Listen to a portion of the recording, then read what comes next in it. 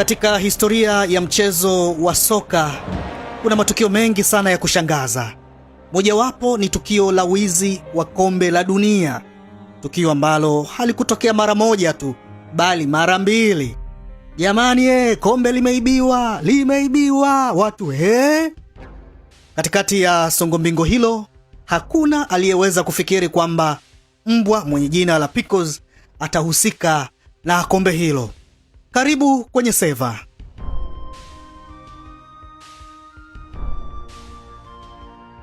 Kuna bwana alikuwa anaitwa Jules Rimet, Mfaransa huyu aliyezaliwa mwaka 1873, ambaye katika kukua kwake aliamini kwamba mchezo wa mpira wa miguu unaweza kuiunganisha dunia.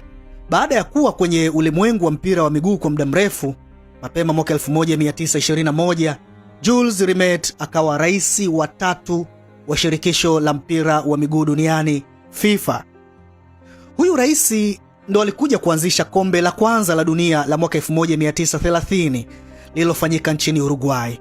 Kombe lenyewe sasa liliundwa na Mfaransa anaitwa Lafrel. Lilikuwa na uzito wa kilo 3.8 na ilikuwa ni sanamu safi ya dhahabu pamoja na fedha. Kombe linang'aa. Kombe hilo likaja kupewa jina la Jules Rimet Trophy kama namna ya kuappreciate juhudi zake za miaka mingi za kuanzisha mashindano hayo ya kimataifa. Kombe la dunia lililofuata la mwaka 1934 Italia ikashinda. Mwaka 1938 Italia ikashinda tena. Haikupita muda, vita ikaja. Kwenye tovuti rasmi ya FIFA, FIFA.com, inaelezwa kwamba kombe hili la Jules Rimet lilipitia maswaibu makubwa. Wakati wa vita vikuu vya pili vya dunia, hali ya usalama ilikuwa ni tete. Kumbuka kombe wanalo Italia. Basi afisa wa mpira wa miguu wa Italia aitwaye Ottorino Barassi ilibidi akalichukue kwa siri kutoka mahali ambapo lilikuwa limehifadhiwa na aende kulificha hilo kombe chini ya kitanda chake ili kuzuia wanajeshi wa Nazi Ujerumani wasiliibe. Wakati huo huo, kwa sababu ya vita na athari zilizojitokeza, FIFA iliyasimamisha mashindano hayo kwa miaka 12. Kwa hiyo wakati wote huo Italia ndio ikawa imelishikilia kombe hilo mpaka mwaka 1950 ambapo mashindano hayo yalirudi tena na Uruguay ikashinda. Mwaka 1954 Ujerumani Magharibi wakaliweka kombe kibindoni. Kombe la dunia la mwaka 1958 na mwaka 1962 Brazil wakatamba nalo. Mwaka 1966 Uingereza ikashinda. Nyasi zilitikiswa pale Wembley Stadium, waliwatandika Ujerumani Magharibi mbele ya takribani mashabiki 100,000. Ilikuwa ni shangwe. Lakini watu walikuwa wanashangilia kwa vitu viwili, kwa sababu moja, wameshinda kombe, lakini kabla ya mechi hizo kuanza kuchezwa kuna balaa lilijitokeza. Mnamo Februari mwaka 1966 kuna kampuni iliomba idhini ya kufanya maonyesho ya kombe la Jules Rimet, lile kombe, kwamba waliweke kwenye maonyesho yao ya Stampex. Chama cha soka cha Uingereza FA kilikubali, lakini kwa masharti kwamba kombe hilo lingelindwa wakati wote. Mashindano yanakaribia kuanza.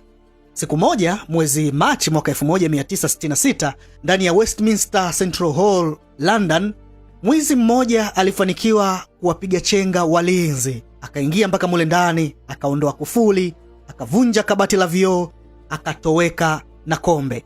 Habari hii ikawa ndio talk of the town karibia kila nchi.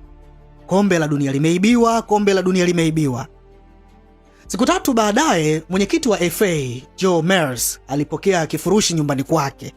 Na ndani kilikuwa na kipande cha juu cha kombe kama ushahidi, lakini pia kulikuwa kuna barua yenye maelezo kwamba kombe tumeliiba na tunataka paundi 15,000. Miaka hiyo paundi 15,000 ni pesa nyingi. Na kwenye hiyo barua wahalifu walitishia kwamba wataliyeyusha kombe hilo ikiwa fedha haitolipwa kabla ya mashindano kuanza. Basi pressure ikawa ni kubwa Uingereza. Kumbuka wao ndio wenyeji wa kombe la dunia, kombe lenyewe ndio limeibiwa. Inakuwaje?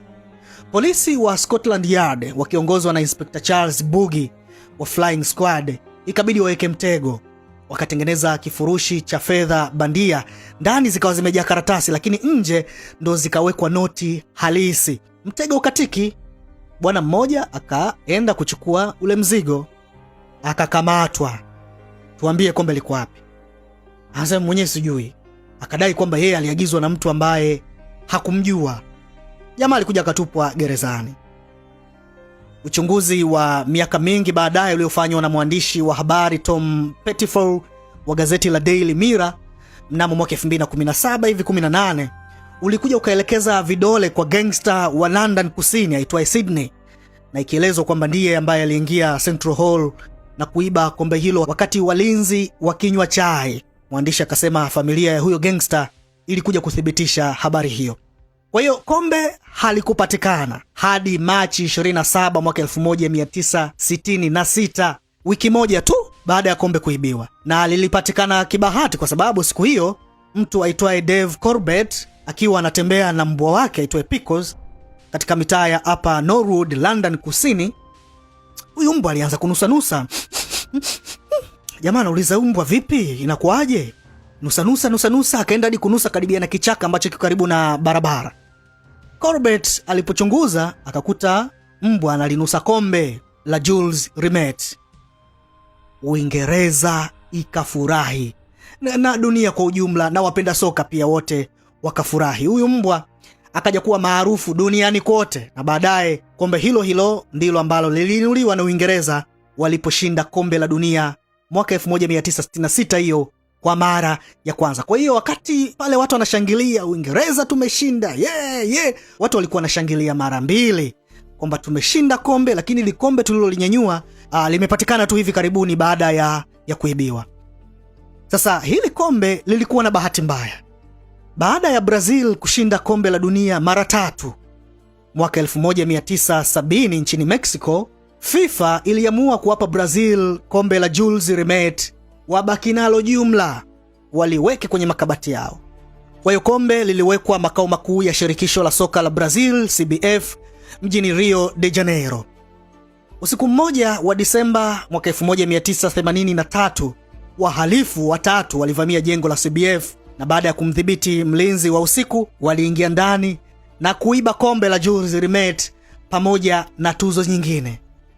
Kombe likaibiwa kwa mara ya pili. Upelelezi ulikuja ukafanywa na polisi, lakini kombe hilo halikuwahi kuonekana tena. Inadaiwa kwamba wale wezi walienda kuliyeyusha na kisha wakaenda kuuza vile vitu. Sasa baada ya matukio hayo, FIFA iliamua kuunda kombe jipya na kuweka utaratibu mpya kabisa wa ulinzi. Mnamo mwaka 1974, kombe jipya lilibuniwa na mchongaji wa Italia Silvio Gazzaniga. Kombe hili ambalo linatumika mpaka sasa kwa usalama, siku ya ushindi, timu ikishinda kombe la dunia, timu inapewa kombe halisi kabisa lenyewe OG. Wanalinyenyua, wanashangilia, wanapiga picha. Baada ya hapo FIFA wanalichukua. Hiyo timu iliyoshinda wanapewa kopi, nakala ya dhahabu pamoja na bronze ambayo inafanana na kombe halisi, na pia kuna plate ambayo imeandikwa jina la timu iliyoshinda. Ndilo wanaloenda nalo nyumbani. Kombe halisi huhifadhiwa katika makumbusho ni museum ya FIFA huko Uswizi, mahali ambapo usalama ni top notch, na huwa linasafirishwa kwa matukio maalum tu ambayo yanaratibiwa na FIFA, kama siku ya ufunguzi wa mashindano na kadhalika. Story ya kombe la Jules Rimet bado inaendelea kukumbukwa. Kutoka London hadi Rio de Janeiro, kombe hilo lilifundisha FIFA somo gumu na kusababisha kombe la FIFA la sasa kuwa mojawapo ya vitu vinavyolindwa zaidi duniani katika ulimwengu wa michezo. Hili kombe limepitia heka.